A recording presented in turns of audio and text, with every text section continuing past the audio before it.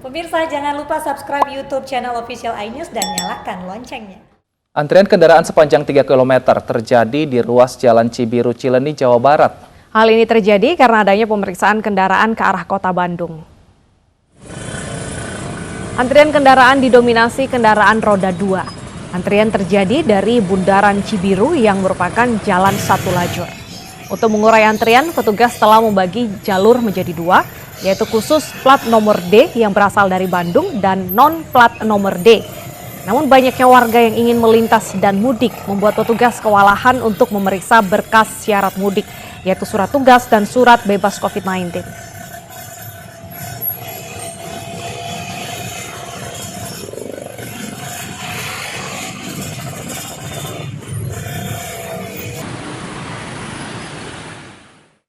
Ya pemirsa, Anda perlu perhatikan bahwa penyekatan mudik ini bukan saja di Jabodetabek, tapi sejumlah daerah di luar Jabodetabek ya. Ada Jawa Barat, Jawa Timur, dan juga Jawa Tengah. Kita akan pantau terlebih dahulu dari Jawa Timur. Sudah ada rekan kami Oki Arisandi di Bundaran Waru, Surabaya, dan juga Iwan Sepriadi di Tol Cileunyi, Jawa Barat. Kita akan ke Oki terlebih dahulu.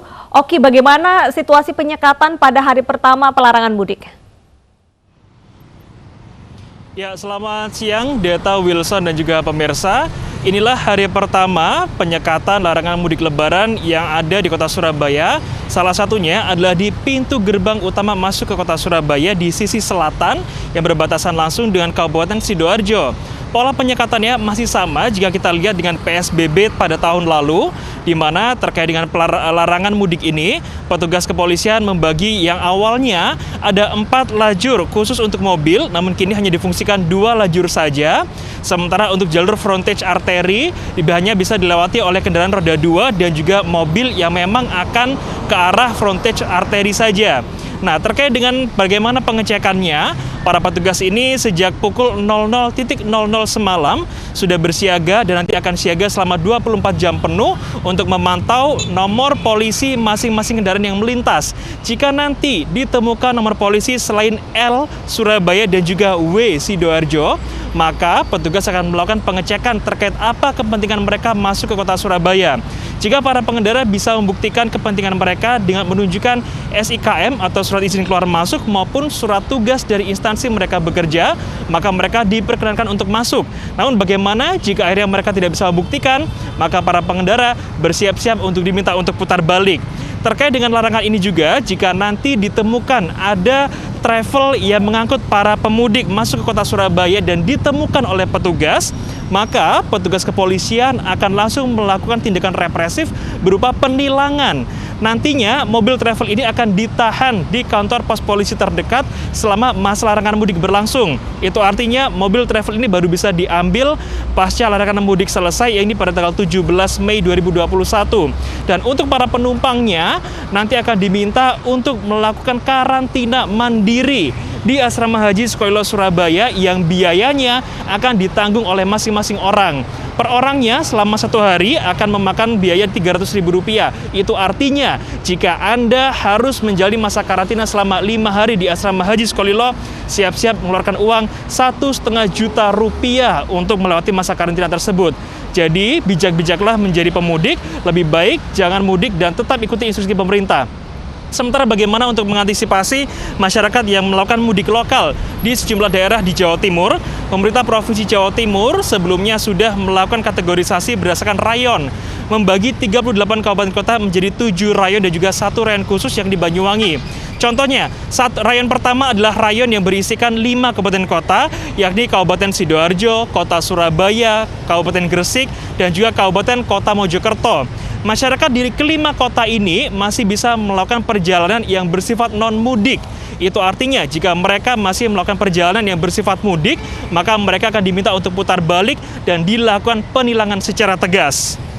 Baju baru, kalau lebaran pasti identik dengan baju baru. Nah, baju baru yang bagus ini biasanya dipakai pergi ke Badung. Oke pemirsa, itu tadi laporan saya dari Bundaran Waru. Sekarang kita simak gimana yang ada di Bandung. Ada Iwan rekan saya di sana. Silakan Iwan.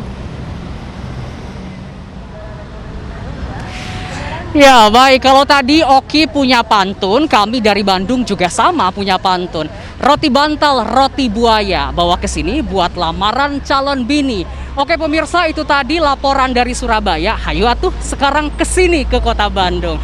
Ya, Deta dan juga pemirsa, kalau kita bicara soal checkpoint larangan mudik di GT Cileunyi ini berlangsung secara lancar begitu. Pihak kepolisian dari pukul 00.01 hingga saat ini sudah berhasil memutarbalikan kendaraan sejumlah 175 kendaraan. Bahkan tidak hanya kendaraan saja pemirsa, tapi juga ada sejumlah travel gelap yang kemudian diamankan oleh pihak kepolisian dan tidak akan dikembalikan kepada pemilik sebelum pada tanggal 21 Mei 2021. Kami juga sempat mewawancarai salah satu Kasat Lantas Polresta Bandung yang mengatakan kalau melihat volume kendaraan dari tahun sebelumnya hingga tahun ini mengalami penurunan begitu. Dan kalau Wilson dan juga Deta, pemirsa melihat di belakang saya ini bahwa alur pemeriksaan ini dibagi menjadi dua, yakni di jalur kanan dan juga jalur kiri. Di jalur kanan ini jadi kendaraan disiapkan begitu dari beberapa kilometer dari GT Cileunyi untuk mengarah ke jalur kanan dengan plat D. Sementara itu kalau untuk di lajur kiri ini terkait dengan plat selain D. Tapi juga kalau untuk pemeriksaan sendiri tidak hanya surat bebas COVID-19 saja, tapi ada sejumlah surat lain seperti surat dinas yang diperlukan dan akan dilakukan pengecekan oleh pihak kepolisian. Deta dan juga Wilson. Baik, terima kasih Iwan dan juga Oki. Wah, pada perang pantun ini Wilson. Coba dibalas Wilson. Kita juga punya pantun. Nah, ini untuk pemirsa dan juga Oki dan juga Iwan ini. Mudik memang sudah menjadi tradisi. Cakep. Bertemu saudara-saudari untuk bersilaturahmi. Cakep. Nah, tapi jangan lupa untuk jaga diri karena saat ini masih pandemi. Betul sekali. Jadi hati-hati ya yang mau mudik tadi, banyak sekali ya penyekatan dan juga membayar sendiri biaya isolasi. Daripada bayar biaya isolasi, mending ditabung buat nanti kelar pandemi keliling Indonesia. Betul.